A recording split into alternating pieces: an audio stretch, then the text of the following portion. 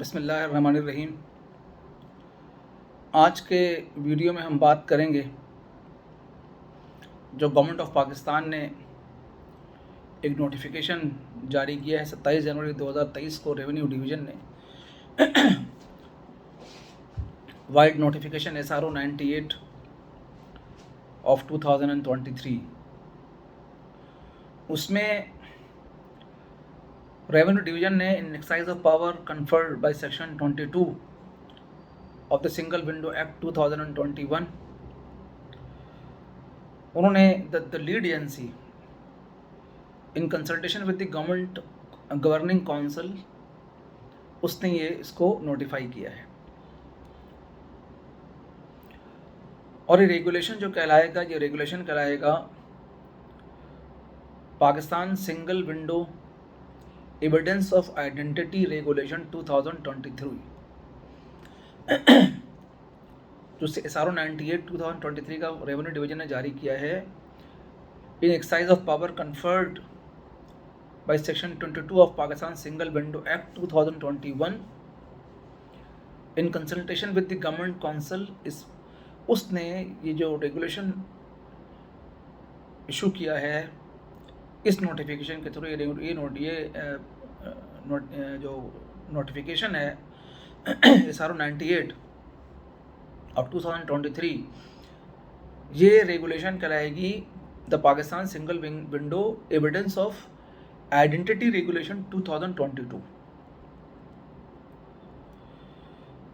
These regulation shall apply to all user whether individual sole proprietorship or bodies corporate registered with the Federal Board of Revenue or Securities and Exchange Commission of Pakistan, any government organizations, diplomatic missions, foreign individuals and business or any other commercial and non-commercial entity engage in cross-border trade, that is import, export and transit, as well as the user involved in the provision of trade related services such as custom clearing agent, shipping agent, bonded carriers, logistic operators, warehouse operators, transportation or any other such business associated with the cross-border trade included or intended to be included in the PSW system यानी Pakistan single window system.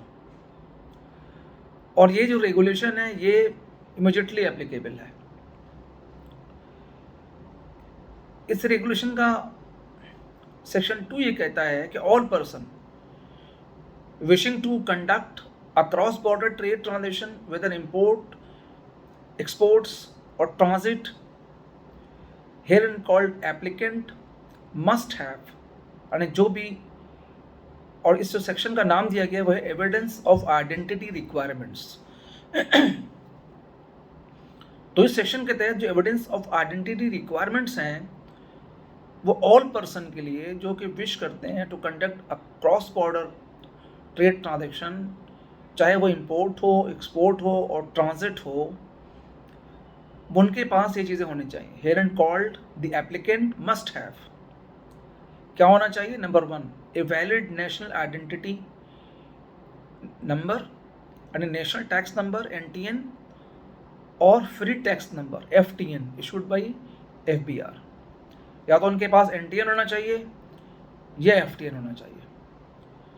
उसके बाद उनके पास second, computerised national identity card issued by the NADRA in case of the applicant is a Pakistani national, or in case a company incorporated in Pakistan having one or more Pakistani national as a partner or director, तो उनके लिए तो चाहिए CNIC।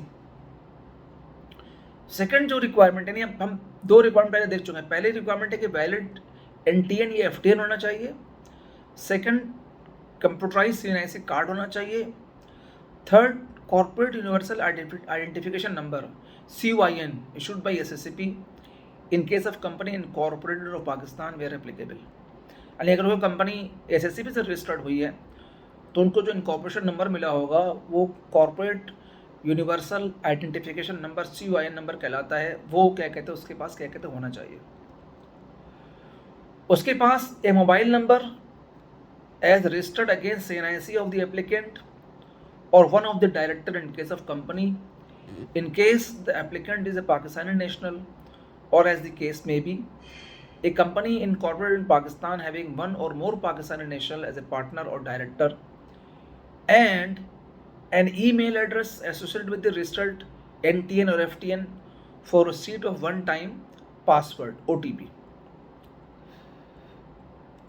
तो जो sub section 2 है evidence of identity requirements, उसके अंदर यह है कि उसके पास वैलिड NTN नंबर होना चाहिए, FTN नंबर होना चाहिए, कंप्यूटराइज CNIC कार्ड होना चाहिए, कंपनी अगर क्या कहते SSCB से रजिस्टर्ड है तो उसका CUIN नंबर होना चाहिए, मोबाइल नंबर होना चाहिए जो कि उस रजिस्टर्ड ऑनर के CNIC के ऊपर या एप्लीकेंट के CNIC के ऊपर वो रजिस्टर्ड हो, और उसका एक ईमेल एड्रेस होना चाहिए for receipt of one time password OTP।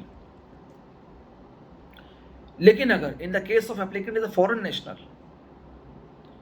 और a company incorporated outside Pakistan और a company incorporated in Pakistan but does not have any Pakistani national as a partner, director और principal officer, particular mentioned above shall not be required.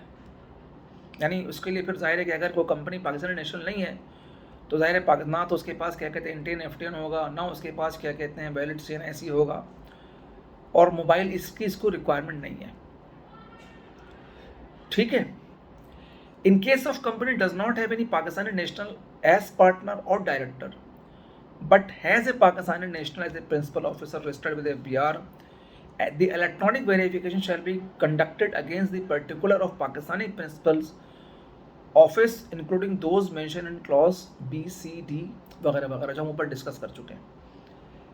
यानी अगर कोई director Pakistani नहीं है, company foreign national नहीं है, तो उन चीज़ों की रिक्वायरमेंट नहीं है। लेकिन अगर वो कंपनी फॉरेन है लेकिन उसका क्या कहते हैं कोई प्रिंसिपल ऑफिसर है, वो FBI के साथ रजिस्टर्ड है, तो उसकी फिर सारी चीज़ें होनी चाहिए। उसका वैलिड FTN या NTN होना चाहिए, उसका अगर कंपनी है तो CUIN नंबर होना चाहिए, उसका वैलिड CNIC कार्ड होना चाहिए, और उसका एक वैलिड मोबाइल नंबर हो जो कि उसके ऊपर रजिस्टर्ड है। इस तरह से ईमेल एड्रेस भी क्या कहते होना चाहिए। In case where the applicant is an entity that does not require NTN और FTN under the provision of the relevant law, electronic verification shall be conducted against the valid CNIC। Subsection 4 of this regulation ये कहता है कि अगर कोई applicant ऐसा है कि उसको NTN या FTN की रिक्वायरमेंट नहीं है, यानी किसी ऐसे कैटेगरी के अंदर फॉल करता है कि उसके लिए NTN रखना ज़रूरी नहीं है, तो इलेक्ट्रॉनिक वेरिफिकेशन जो होगी वो उसके CNIC के अगेंस्ट क्या कहते होगी। सेक्शन 3 जो है वो बताता है प्रोसीजर। इससे पहले जो हमने डिस्कस किया था वो हमने सब सेक्शन 2 जो था वो related evidence of identity requirement, उसमें क्या कहते हैं हमने क्रॉस बॉर्डर जो भी बंदा इंपोर्ट या एक्सपोर्ट के ट्रांजेक्शन करेगा, जो एप्लीकेंट कहलाएगा, उसके लिए हमने रिक्वायरमेंट बताई आपको।